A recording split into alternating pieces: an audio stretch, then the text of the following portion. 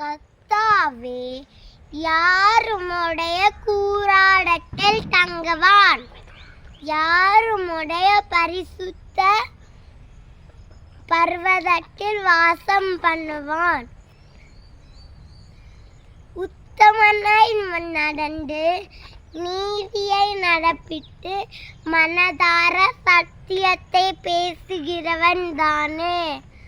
அவன் தன் நாவின் தான் புறம் கூறாமலும் தம் தோழனுக்கு தீங்கு செய்யாமலும் தம் அலையாள் மேல் சொல்லப்படும் நிந்தையான பேச்சை எடுக்காமலும் இருக்கிறான். அப்புறம் ஆகாதவன் தம் பார்வைக்கு தீழ்ப்பானவன். கர்த்தருக்கு பயந்தவரையோ கனம் பண்ணுகிறான்.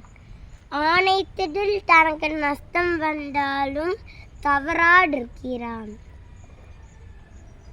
தம் பணத்தை வட்டிக்கு கொடாமலும் குற்றமில்லாதவனுக்கு விரோதமாக பரிதானம் வாங்காமலும் இருக்கிறான்.